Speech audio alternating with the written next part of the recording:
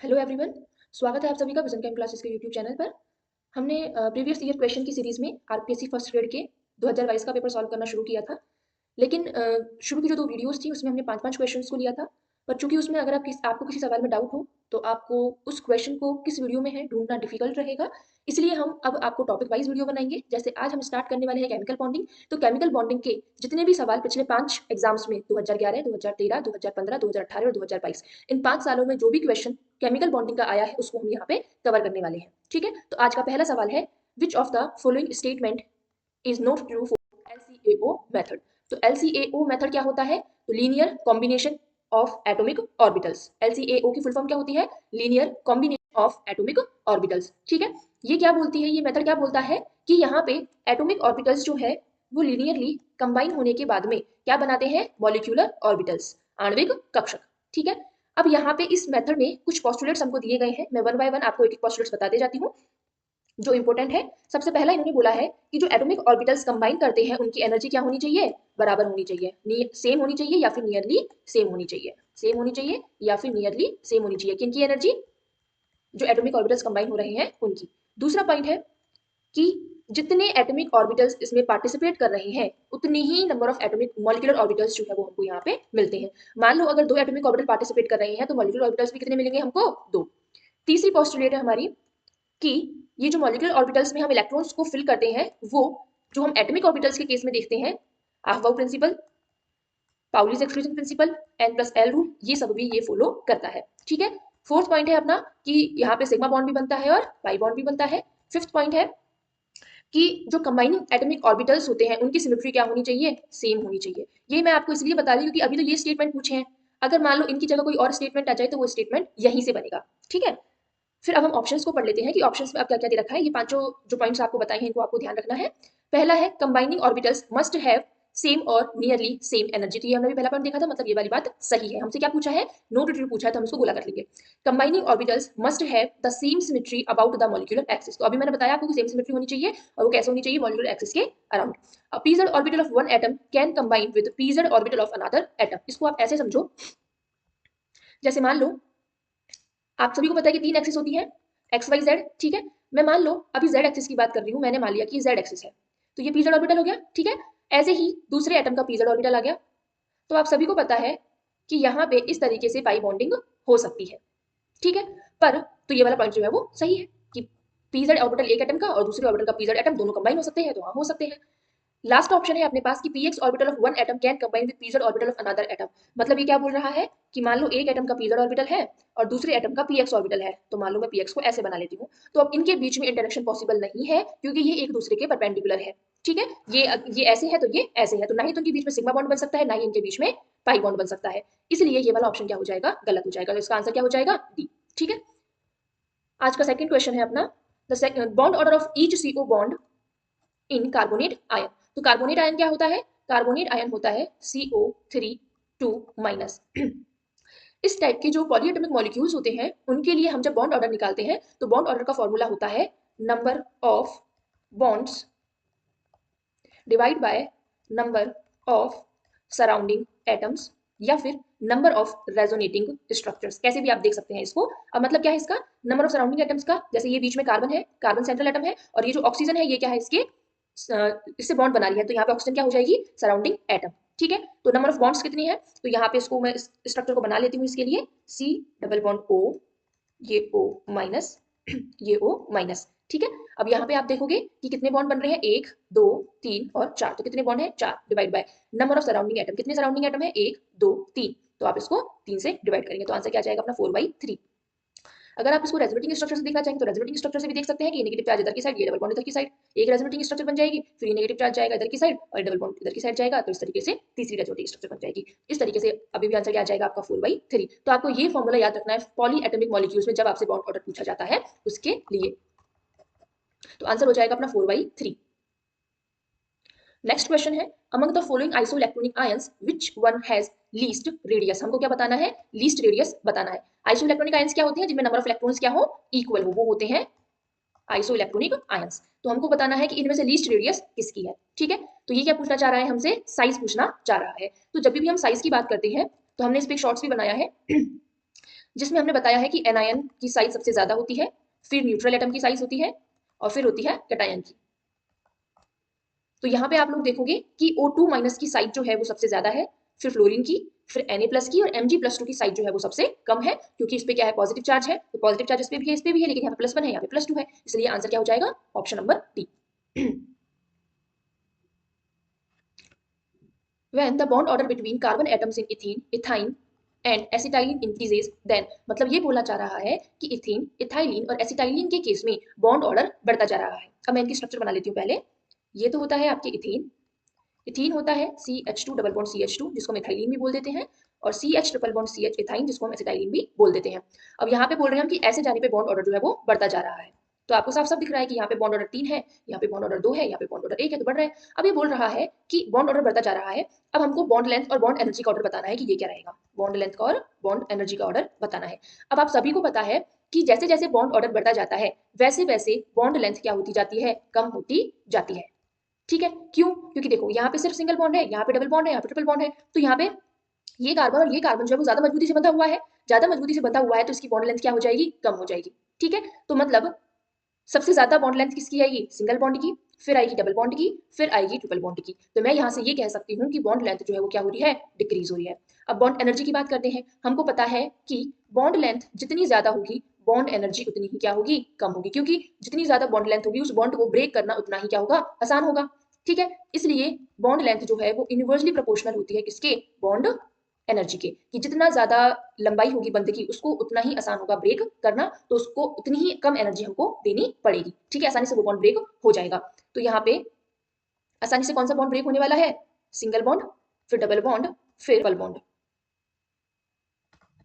ये हमने किसका ऑर्डर लिखा है, ये बॉन्ड एनर्जी का नहीं है, ये हम यहाँ पे लिख रहे हैं कि ये बॉन्ड आसानी से ब्रेक हो जाएगा, सिंगल बॉन्ड जो है वो आसानी से ब्रेक हो जाएगा। तो बॉन्ड एनर्जी जो है उसका ऑर्डर क्या हो जाएगा कि ट्रिपल बॉन्ड को ब्रेक करने के लिए हमको ज्यादा एनर्जी देनी पड़ेगी, फिर डबल बॉन्ड को और फिर सिंगल बॉन्ड को। ठीक है, ये ऑर्डर मैंने किसका लिखा है कि सिंगल बॉन्ड जो है वो आसानी से ब्रेक हो जाएगा, तो बॉन्ड ब्रेकिंग टेंडेंसी है ये, कि सिंगल बॉन्ड जो है वो आसानी से ब्रेक हो जाएगा, फिर डबल बॉन्ड और फिर ट्रिपल बॉन्ड। तो बॉन्ड एनर्जी क्या हो जाएगी इसके जस्ट अपोजिट, कि ट्रिपल बॉन्ड को तोड़ने के लिए ज्यादा एनर्जी देनी पड़ेगी, फिर डबल बॉन्ड को, फिर सिंगल बॉन्ड को। इसका मतलब क्या हुआ कि बॉन्ड एनर्जी जो है वो क्या होती जा रही है, इंक्रीज होती जा रही है। तो मैं इनको अब अपन पढ़ते हैं ऑप्शंस, कि bond length and bond energy both increases. तो ये ऑप्शन गलत हो जाएगा, क्योंकि हमको पता है बॉन्ड लेंथ डिक्रीज हो रही है और बॉन्ड एनर्जी इंक्रीज हो रही है।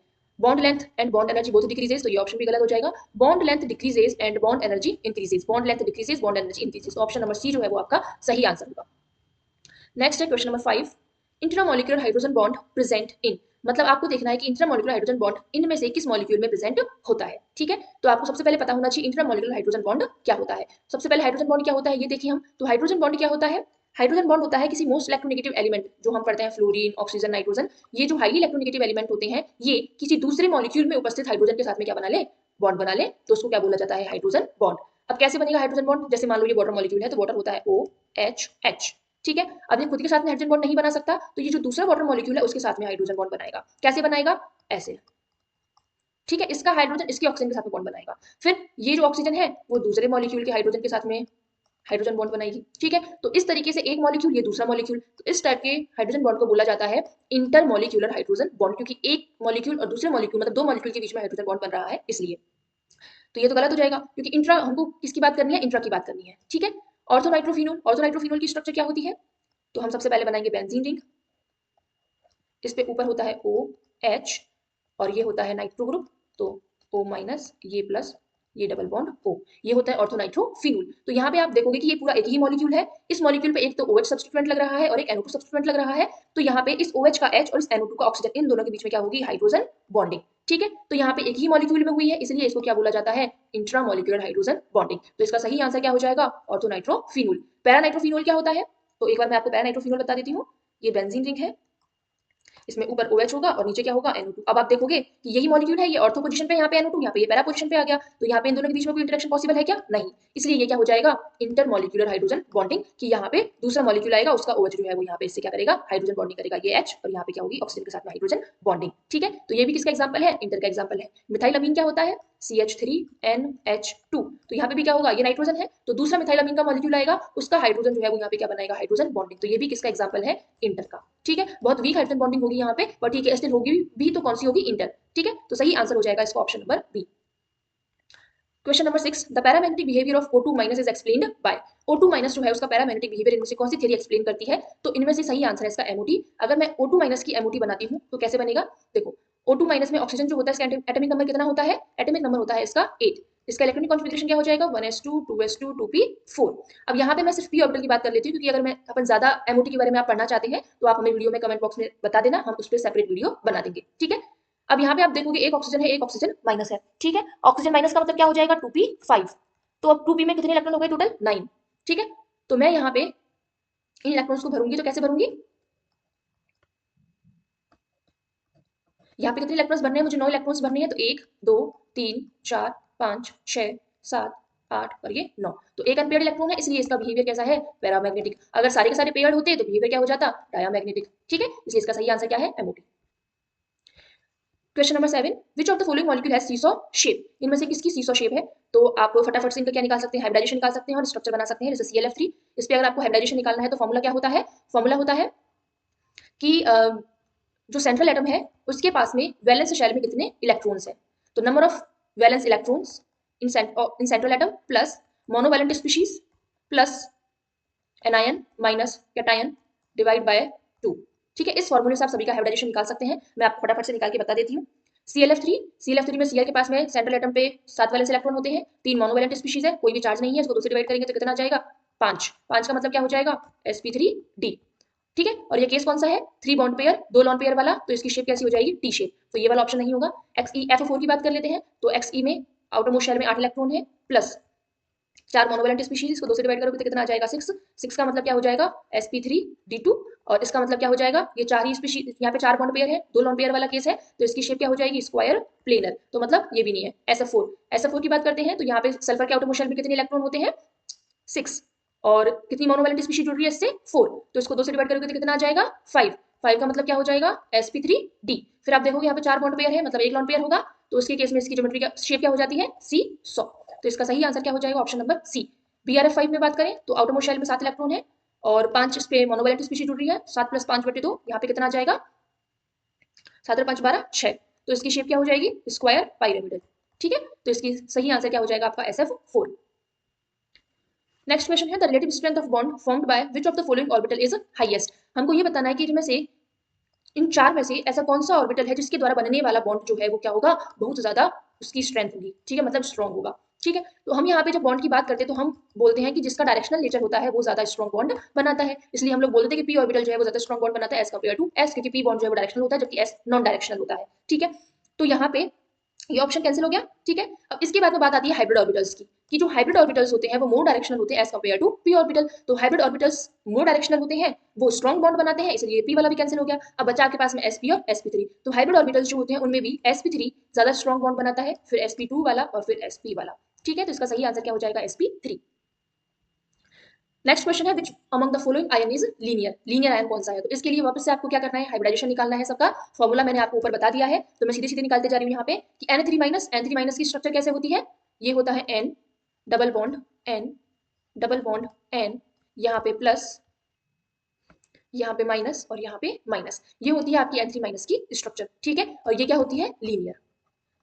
तो इसका सही आंसर क्या होगा? Option number A. आप इन तीनों का हाइब्रिडाइजेशन निकालेंगे पहले, जैसा आपको ऊपर बताया गया है, और इनकी शेप निकालेंगे तो इनकी शेप जो है वो लीनियर नहीं आएगी, ठीक है। तो आपको अपने आप पता चल जाएगा कि इसका ए ऑप्शन सही क्यों है, ठीक है। अगर फिर भी कोई दिक्कत हो तो आप कमेंट बॉक्स में पूछ सकते हो। In SF4, to minimize the repulsive forces, the lone pair occupies which of the following position? अभी हमने SF4 की बात की थी, जिसमें हमने बोला था कि SF4 की सीसॉ शेप होती है, मतलब इसकी स्ट्रक्चर जो है वो ऐसे होती है, और यहाँ पे क्या होता है? Lone pair. तो ये बोलना चाह रहा है ये कि जो लॉन पेयर है वो कौन सी पोजीशन पे आया है? तो लॉन पेयर कौन सी पोजीशन पे आया है? इक्वेटोरियल पोजीशन पे। देखो, अभी हमने SF4 पे हाइब्रिडाइजेशन निकाला था, तो कौन सा हाइब्रिडाइजेशन आया था? sp3d। जब sp3d हाइब्रिडाइजेशन होता है तो ज्योमेट्री कौन सी होती है? Trigonal bipyramidal tpp। कैसे होती है ये? कि बीच में सेंट्रल एटम होता है, एक ऊपर सबस्टेंट, एक नीचे, दो ऐसे और एक ऐसे, इस तरीके से होती है इसकी स्ट्रक्चर। ये तो होती है आपकी एक्सियल पोजीशन और ये होती है आपके इक्वेटोरियल पोजीशन, ठीक है। अब हम लोग जब भी लॉन पेयर की बात करेंगे कि अगर मॉलिक्यूल के पास में लॉन पेयर है तो वो कहाँ अरेंज होगा? तो वो हमेशा कहाँ अरेंज होगा? इक्वेटोरियल पोजीशन पे अरेंज होता है। इसका रीजन क्या है कि इक्वेटोरियल पोजीशन पे रिपल्शन जो है वो क्या होता है? मिनिमाइज होता है। क्योंकि अगर मैं इसको एक्सियल पे लगाऊंगी तो एक्सियल वाला जो है इक्वेटोरियल वाले के साथ में कितने बॉन्ड एंगल पे है, 90 डिग्री पे, तो उसको ज्यादा रिपल्शन फील करना पड़ेगा, नंबर ऑफ रिपल्शन क्या होंगे, ज्यादा होंगे। पर अगर उसको हम इक्वेटोरियल पोजीशन पे रखते हैं तो इक्वेटोरियल पोजीशन पे सिर्फ इसका एक्सियल वाले से इंटरेक्शन 90 डिग्री होगा, बाकी इन सबसे क्या होगा 120 डिग्री पे। लेकिन जब एक्सियल पे हम उसको रखते हैं तो सारे के सारे ही इंटरेक्शन कैसे होंगे, 90 डिग्री वाले। इसलिए हम हमेशा लोन पेयर को इक्वेटोरियल पोजीशन पे रखते हैं टू मिनिमाइज रिपल्शन। तो इसका सही आंसर क्या हो जाएगा, इक्वेटोरियल पोजीशन।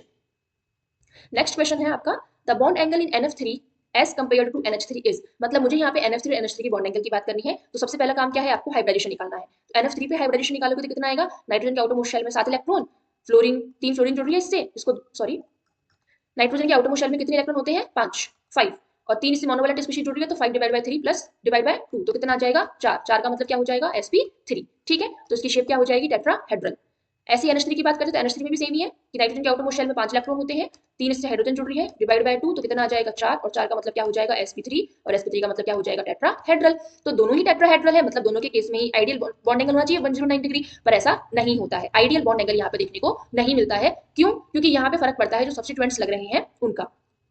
जैसे कि ये N H H H, ये लॉन पेयर ऐसे होगी इसकी स्ट्रक्चर, ये N ये H ये फ्लोरीन ये फ्लोरीन ये फ्लोरीन। अब आप सोच रहे होंगे मैंने टेट्राहेड्रल तो बनाया ही नहीं। क्यों नहीं बनाया, क्योंकि टेट्राहेड्रल में भी आप लोग केसेस पढ़ते हैं जिसमें ये केस है कौन सा, 3 बॉन्ड पेयर और 1 लॉन पेयर वाला। तो यहाँ पे शेप क्या होती है इसकी, पिरामिडल। तो हमने शेप क्या बनाई है इसकी, पिरामिडल शेप बनाई है। ठीक है, अब यहाँ पे आप देखोगे कि नाइट्रोजन और फ्लोरीन में से फ्लोरीन की इलेक्ट्रोनेगेटिविटी ज्यादा है, तो इस बॉन्ड के इलेक्ट्रॉन को कौन किस, इस बॉन्ड के जो इलेक्ट्रॉन है किसकी तरफ रहेंगे, फ्लोरीन की तरफ रहेंगे, फ्लोरीन की तरफ रहेंगे, फ्लोरीन की तरफ रहेंगे। वहीं अगर मैं यहाँ बात करती हूँ तो नाइट्रोजन और हाइड्रोजन में से किसकी इलेक्ट्रोनेगेटिविटी ज्यादा है, नाइट्रोजन की, तो यहाँ पे लॉन पेयर रहेंगे, नाइट्रोजन के पास में ज्यादा रहेंगे। अब आपको पता है कि नाइट्रोजन पे की साइड में लॉन पेयर होने की वजह से यहाँ पे इलेक्ट्रॉन डेंसिटी बहुत ज्यादा हो चुकी है, तो इनके बीच में क्या होगा, रिपल्शन होगा, इन बॉन्ड्स के बीच में, NH बॉन्ड्स के बीच में। तो जैसे ही NH बॉन्ड्स के बीच में रिपल्शन होगा तो ये बॉन्ड खुलने लग जाएगा। यही रीजन है कि NH3 का बॉन्ड एंगल ज्यादा होता है एज कंपेयर टू NF3। ठीक है, तो अब सवाल पढ़ो वापस से, the bond angle in NF3 is compared as compared to NH3 is, कि NF3 का बॉन्ड एंगल NH3 की कंपैरिजन में छोटा होता है, बड़ा होता है, कैसा होता है, उसके बराबर रहता है। तो हमने अभी देख लिया कि NH3 की कंपैरिजन में NF3 का बॉन्ड एंगल छोटा होता है, तो स्मॉलर होता है, इसलिए इसका आंसर क्या हो जाएगा, option number A. Next question है, the spin only magnetic moment of MnBrF42 minus is 5.9 Bohr magneton, the geometry of the complex ion will be। ठीक है, तो अब यहाँ पे MnBr42 माइनस दे रखा है, इसमें Mn की ऑक्सीडेशन स्टेट निकालोगे आप, तो यहाँ पे कैसे निकालोगे, Mn के लिए x। ठीक है, ब्रोमीन कितने जोड़ रहे हैं, 4, एक ब्रोमीन पे होता है -1 बराबर कॉम्प्लेक्स पे कितना है -2, तो यहाँ से मैग्नीज पे कितनी ऑक्सीडेशन स्टेट आ जाएगी, +2, मतलब मैग्नीज किस फॉर्म में है, +2 की फॉर्म में है। आप सभी को पता है कि मैग्नीज का इलेक्ट्रॉनिक कॉन्फिगरेशन होता है 3d5 4s2, तो +2 में ये वाले इलेक्ट्रॉन चले जाएंगे, क्या बचेगा इसके पास में 3d5। 3d5 मतलब इसके पास में 5 अनपेयर्ड इलेक्ट्रॉन है।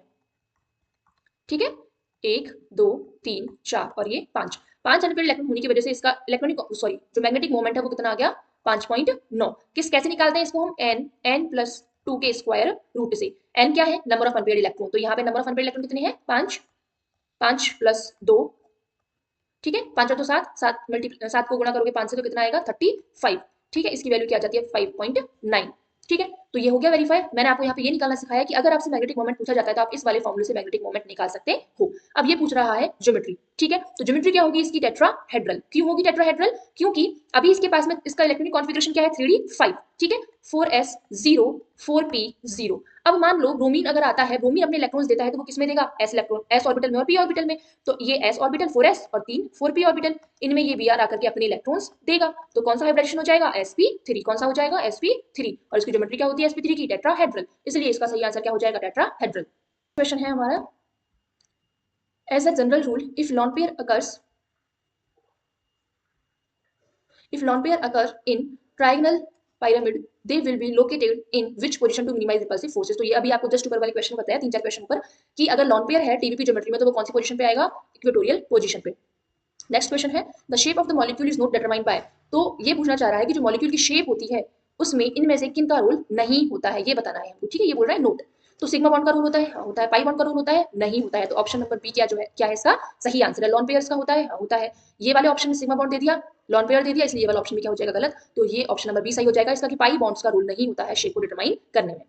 नेक्स्ट है, which of the following is correctly matched. तो हमको क्या करना है, इस ये जितने भी मॉलिक्यूल्स हैं इन सब के लिए शेप निकालनी है और इनके लिए हमको बॉन्ड ऑर्डर निकालना है और हमको देखना है कि कौन सा सही मैच हो रहा है। ठीक है, सबसे पहले बात आती है NO3 माइनस की। तो अभी जो हमने फॉर्मूला पढ़ा है उससे हम देखेंगे कि नाइट्रोजन के आउटरमोस्ट शेल में कितने इलेक्ट्रॉन है 5 प्लस मोनोवैलेंट स्पीशीज है क्या कोई नहीं, चार्ज है -1 तो इसको +1 करेंगे डिवाइड बाय 2 कितना आ जाएगा 3, 3 का मतलब क्या हो जाएगा sp2, तीनों की तीनों बॉन्ड पेयर है तो इसकी शेप क्या हो जाएगी ट्राइगोनल प्लेनर, तो ये क्या हो जाएगा गलत। ठीक है, ऑप्शन नंबर 1 क्या हो जाएगा गलत। CO2 की बात करते हैं ऑप्शन नंबर बी की, तो यहाँ पे सेंट्रल एटम कौन है कार्बन, जिसके आउटरमोस्ट शेल में 4 इलेक्ट्रॉन होते हैं, plus monovalent species 0 divide by 2, 2 का मतलब क्या हो जाएगा sp, sp का मतलब इसकी शेप क्या होनी चाहिए लीनियर। ठीक है, अब अगर इसकी शेप लीनियर दे रखी है तो हम आगे बढ़ते हैं बॉन्ड ऑर्डर पे। बॉन्ड ऑर्डर कितना देर का 1.5, लेकिन इसका बॉन्ड ऑर्डर 1.5 नहीं होता है, क्यों, क्योंकि देखो CO2 की शेप कैसे बनाएंगे हम CO2। ठीक है, हम यहाँ पे देखेंगे कि कितने बॉन्ड है 4 बॉन्ड है, सराउंडिंग एटम कितने हैं 2, 2 से डिवाइड करोगे तो इसका बॉन्ड ऑर्डर कितना आएगा 2, इस जबकि यहाँ पे क्या दे रखा है 1.5, इसलिए ये वाला ऑप्शन भी क्या हो जाएगा गलत। नेक्स्ट हम लोग बात करते हैं N3 माइनस की। N3 माइनस के लिए कैसे निकालेंगे, इधर निकाल देती हूँ मैं। अभी आपको बताया कि N3 माइनस की शेप क्या होती है लीनियर शेप होती है। ठीक है, इसकी शेप क्या दे रखी है V, इसलिए ये वाला ऑप्शन भी क्या हो जाएगा गलत। O3 की बात करते हैं तो O3 की शेप क्या होती है V शेप होती है, क्या होती है V शेप होती है, इस पे हाइब्रिडाइजेशन होता है क्या sp2। ठीक है, तो यहाँ पे इसका बॉन्ड ऑर्डर 1.5 कैसे निकालने वाले हैं हम कि यहाँ पे O double bond O double bond O, यहाँ पे क्या आ जाएगा प्लस चार्ज, सॉरी यहाँ पे वापस बना देती हूँ मैं इसको, ये ऑक्सीजन डबल बॉन्ड, ये O माइनस, यहाँ पे क्या है प्लस, तो यहाँ पे आप देखोगे कितने बॉन्ड बन रहे हैं 3, 1 2 3, सराउंडिंग एटम कितने हैं 2, 2 से डिवाइड करोगे तो यहाँ पे कितना आ जाएगा 1.5, तो ये डी ऑप्शन जो है वो आपका सही है कि O3 जो होता है उसकी V शेप होती है और 1.5 उसका बॉन्ड ऑर्डर होता है, इसलिए option D is the correct answer. Next है geometry of XeF2 will be, कि XeF2 की ज्योमेट्री क्या होगी, तो सिंपल है फॉर्मूला लगाएंगे, जो सेंट्रल एटम है जुनू उसके आउटरमोस्ट शेल में कितने इलेक्ट्रॉन है तो 8 प्लस मोनोवैलेंट स्पीशीज कितनी है 2, कोई चार्ज नहीं है, डिवाइड बाय 2 क्या आ जाएगा s 5, 5 5 का मतलब क्या हो जाएगा sp3d, और sp3d का मतलब क्या होता है tbp, ज्योमेट्री क्या हो जाएगी इसकी tbp। वही आपसे अगर शेप पूछ लेता तो शेप क्या हो जाती, अभी तो इसका ऑप्शन नंबर सी आंसर हो जाएगा। अगर मान लो आपसे इसकी शेप पूछ लेता तो शेप क्या हो जाती इसकी लीनियर, क्या हो जाती लीनियर, क्योंकि केस कौन सा है ये 3 lone pair plus 2 bond pair वाला। ठीक है, इसकी शेप क्या हो जाएगी लीनियर। नेक्स्ट क्वेश्चन है who applied the valence bond theory to the hydrogen molecule, तो इसका आंसर है Heitler and London. Next question है the electronic configuration and bond order in case of He2+R respectively, किसका सवाल है ये MOT का सवाल है। ठीक है, हीलियम जो है इसका इलेक्ट्रॉनिक कॉन्फिगरेशन क्या होता है 1s2, एटॉमिक नंबर 2 होता है ना इसका, तो इसका इलेक्ट्रॉनिक कॉन्फिगरेशन क्या हो जाएगा 1s2, हीलियम प्लस का क्या हो जाएगा 1s1, क्योंकि इसका मतलब ये हुआ इसने एक इलेक्ट्रॉन दे दिया तो इसका क्या हो जाएगा 1s1, मतलब टोटल कितने इलेक्ट्रॉन भरने हैं हमको 3 इलेक्ट्रॉन भरने हैं। ठीक है, कैसे बनाते हैं हम इसकी MOT कि यहाँ पे एक हीलियम, यहाँ पे दूसरा हीलियम, और ये तो एटॉमिक ऑर्बिटल्स हैं और ये बीच में क्या है मॉलिक्यूलर ऑर्बिटल्स है, कितने इलेक्ट्रॉन भरने हैं 3, तो ये 1 2 और ये 3। ठीक है, तो इसका इलेक्ट्रॉन कॉन्फिगरेशन क्या हो जाएगा, हमको पता है कि ये सिग्मा बॉन्ड बनाता है तो इसलिए सिग्मा 1s ऑर्बिटल, इसलिए 1s बॉन्डिंग है तो ऊपर बॉन्डिंग लिख सकते हो आप, ये क्या है सिग्मा 1s एंटी बॉन्डिंग। ठीक है, तो देखो और बॉन्ड ऑर्डर निकाल लेते हैं हम पहले, बॉन्ड ऑर्डर कितना आ जाएगा इसका, बॉन्डिंग ऑर्बिटल्स कितने हैं 2 माइनस एंटी बॉन्डिंग में कितने हैं 1 डिवाइड बाय 2 कितना आ जाएगा 0.5 या फिर 1/2। ठीक है, अब आपको देखना है 1/2 कौन कौन से ऑप्शन में है, इसमें है मतलब ये वाला गलत है और ये वाला गलत है, ये वाला भी हो सकता है और ये वाला भी हो सकता है। ठीक है, मुझे बात किसकी करनी है इलेक्ट्रॉनिक कॉन्फिगरेशन की, तो आप देखोगे सिग्मा 1s बॉन्डिंग में 2 है, सिग्मा 1s एंटी बॉन्डिंग में 1 है, तो सिग्मा 1s बॉन्डिंग में 2 है, सिग्मा 1s एंटी बॉन्डिंग में 1 है, तो ये वाला क्या हो जाएगा सही। जबकि आप इसको देखोगे अभी सिग्मा 1s में 2 है लेकिन सिग्मा 1s एंटी बॉन्डिंग में कितने दिखा रखे हैं 0, तो ये वाला गलत हो जाएगा, इसका आंसर हो जाएगा ऑप्शन नंबर डी। नेक्स्ट है the relation between bond length stability and bond order is, अभी ऊपर एक सवाल था इथेन इथीन वाला, इथेन इथीन एसिटाइलिन वाला, हमने उसमें देखा था कि जो बॉन्ड ऑर्डर होता है वो डायरेक्टली प्रोपोर्शनल होता है किसके स्टेबिलिटी के, किसके स्टेबिलिटी के, और इनवर्सली प्रोपोर्शनल होता है किसके बॉन्ड लेंथ की, जितनी ज्यादा बॉन्ड लेंथ होगी उतना ही कम बॉन्ड ऑर्डर होगा। अब देखो ऑप्शंस में क्या क्या दे रखा है stability is inversely proportional to bond order, तो ये तो गलत हो जाएगा। ठीक है, ये तो क्या हो जाएगा गलत, क्योंकि स्टेबिलिटी डायरेक्टली प्रोपोर्शनल होती है किसके बॉन्ड ऑर्डर की। नेक्स्ट ऑप्शन है stability is directly proportional to bond order, तो ये वाला ऑप्शन क्या हो जाएगा आपके सही। Bond length is directly proportional to bond order, तो यहाँ से देखोगे बॉन्ड ऑर्डर इनवर्सली प्रोपोर्शनल होता है बॉन्ड लेंथ के, ये गलत हो जाएगा। Stability is directly proportional to bond length, ये क्या होते हैं इनवर्सली प्रोपोर्शनल होते हैं, तो ये वाला ऑप्शन भी क्या हो जाएगा गलत, option number B is the correct answer.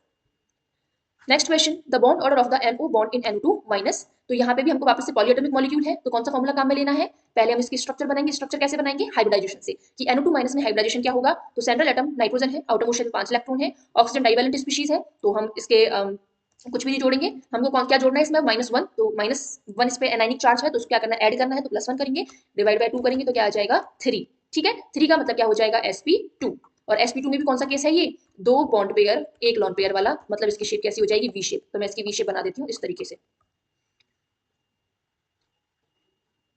ठीक है, अब यहाँ पे आप देखोगे तो कितने बॉन्ड है 3 बॉन्ड 1 2 3, सराउंडिंग एटम कितने हैं 2, तो डिवाइड बाय 2 कितना आ जाएगा 3/2 का मतलब 1.5, तो 21 में ऑप्शन नंबर सी जो है वो क्या हो जाएगा, आपके करेक्ट आंसर हो जाएगा। आप देख रहे हो बार बार वही रिपीटेटिव क्वेश्चन जो है वो आरपीएससी के द्वारा पूछे जा रहे हैं। तो अगर आप आरपीएससी के पीवाईक्यूज कर लेते हैं तो आप कुछ हद तक कॉन्सेप्ट समझ करके सवाल को अटेम्प्ट कर सकते हैं एग्जाम में।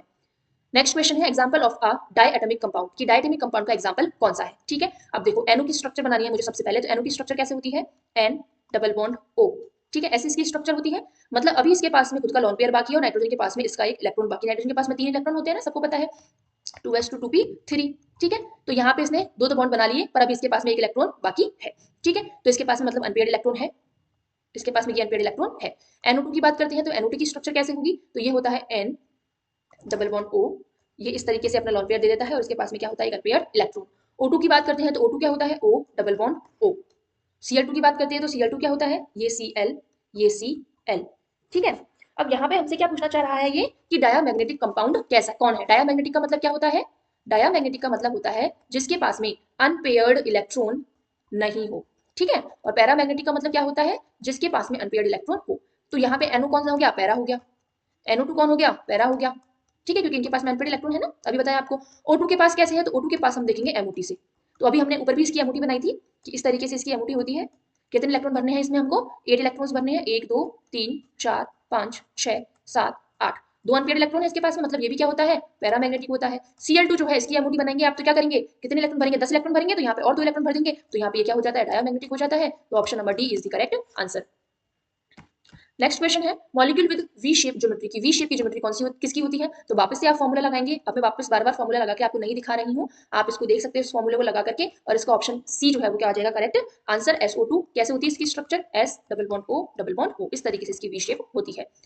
नेक्स्ट है hybridization of iodine in ICl2 minus is. तो वापस से इस पे हाइब्रिडेशन निकालना है, फॉर्मूला लगाओगे आप 7 + 2 + 1 डिवाइड बाय 2, कितना आ जाएगा, sp3d। ठीक है, तो हाइब्रिडेशन क्या हो जाएगा इस पे, sp3d। लास्ट क्वेश्चन है ये अपना आज का, molecule with maximum dipole moment is, कि मैक्सिमम डाइपोल मोमेंट वाला मॉलिक्यूल कौन सा है। ठीक है, तो मैं क्या करूंगी, सबकी स्ट्रक्चर बना लेती हूँ। NH3 टेट्राहेड्रल होता है, अभी हमने ऊपर देखा है, तो कैसे बनाऊंगी इसको, ऐसे पाइरामिडल शेप में। CO2 कैसे होता है, लीनियर होता है, C double bond O। NF3 कैसे होता है, ये भी पाइरामिडल शेप में होता है। इन सबकी स्ट्रक्चर ऊपर हम देख चुके हैं, अभी हाइब्रिडेशन भी देख चुके हैं। ठीक है, CH4 क्या होता है, टेट्राहेड्रल होता है, तो इस तरीके से मैंने इसको बना लिया। अब बात कर रहे हैं मैग्नेटिक मोमेंट की, तो आपको पता है कि ये मैग्नेटिक मोमेंट कैसे निकालते हैं हम लोग, जैसे कार्बन और ऑक्सीजन में से ऑक्सीजन की इलेक्ट्रोनेगेटिविटी ज्यादा है, तो ये अपनी साइड इलेक्ट्रॉन को खींचेगा, तो दोनों अपोजिट साइड में जा रही है इलेक्ट्रॉन डेंसिटी, तो कैंसिल आउट हो जाएगी, इसके लिए म्यू बराबर क्या हो जाएगा, 0। ठीक है, CH4 के लिए बात करते हैं, कार्बन हाइड्रोजन में से कार्बन की इलेक्ट्रोनेगेटिविटी ज्यादा होती है, ये अपनी साइड इलेक्ट्रॉन पुल करेगा, ये ऐसे पुल करेगा, ये ऐसे पुल करेगा, ऐसे पुल करेगा, तो जो रिजल्टेंट मैग्नेटिक मोमेंट है वो क्या आएगा इसके लिए, 0। ठीक है, अब NH3 और NF3 की बात करते हैं, तो नाइट्रोजन और हाइड्रोजन में से इलेक्ट्रोनेगेटिविटी किसकी ज्यादा होती है, नाइट्रोजन की, ये ऊपर की साइड जाएगा ऐसे। ठीक है, नाइट्रोजन जो अब यहाँ पे लॉन पेयर लग रहा है, मतलब ऊपर है इलेक्ट्रॉन, तो यहाँ पे आप देख रहे हो कि सबकी वजह से इलेक्ट्रॉन डेंसिटी जो है वो एक ही साइड में है, वो भी अप साइड में है। ठीक है, जबकि यहाँ पे बात करते हैं तो लॉन पेयर की वजह से ऐसे है, और नाइट्रोजन और फ्लोरीन में से फ्लोरीन की इलेक्ट्रोनेगेटिविटी ज्यादा है, तो ये इलेक्ट्रॉन डेंसिटी कैसे जाएगी, ऐसे। तो आप देखोगे एक ऊपर है और बाकी सबकी नीचे है, तो कुछ ना कुछ तो कैंसिल आउट होगी यहाँ पे। ठीक है, इसलिए इसका आंसर क्या हो जाएगा, ऑप्शन नंबर ए, कि NH3 जो है उसका मैग्नेटिक मोमेंट, उसका जो डाइपोल मोमेंट होता है वो क्या होता है, मैक्सिमम होता है। ठीक है, तो NH3 जो है इसका करेक्ट आंसर हो जाएगा। आज के लिए इतना ही। नेक्स्ट हम लोग इसी टाइप से पिछले पेपर्स कोई एक टॉपिक उठाएंगे और आपको उसके सारे क्वेश्चंस को सॉल्व करके बताएंगे। अगर आप हमसे जुड़े रहना चाहते हैं आगे, तो आप हमारी टेस्ट सीरीज ले सकते हैं, जिसमें हम आपको टोटल 38 टेस्ट प्रोवाइड करवाने वाले हैं। उसमें माइनर टेस्ट होंगे 28, मतलब आपके सिलेबस में 28 टॉपिक्स हैं, तो हर टॉपिक के लिए आपको एक टेस्ट डिजाइन किया जाएगा। उसके बाद में सेमी मेजर टेस्ट होगा, सेमी मेजर टेस्ट आपके 6 होंगे, जिसमें 2 organic chemistry, 2 inorganic chemistry, 2 physical chemistry का होगा। फिर एक मेजर टेस्ट होगा जो कि कंप्लीट केमिस्ट्री को लेकर के होंगे, कितने टेस्ट, 4। ठीक है, साथ ही आपको प्रोवाइड करवाए जाएंगे important flow charts of NCERT, मतलब हम एनसीईआरटी को पढ़ के आपके लिए इंपोर्टेंट फ्लो चार्ट्स बनाएंगे, JDE flow charts, PSP intext examples और नेमिंग रिएक्शन। ठीक है, हम जो टेस्ट बनाएंगे, जितने भी टेस्ट आपके लिए डिजाइन किए जाएंगे, वो इस पैटर्न, इनसे क्वेश्चंस बनाए जाएंगे। एनसीईआरटी, जेडीई, पूरी शर्मा पठानिया, मतलब हम उन बुक्स से बनाएंगे जहां से आपसे सवाल पुट किया जाता है। ठीक है, टेस्ट पैटर्न आपका ये रहेगा, वीडियो सोल्यूशन आपको ऐप पे दिया जाएगा, और हमारा इंग्लिश मीडियम में टेस्ट रहेगा। आज के लिए इतना ही, थैंक यू।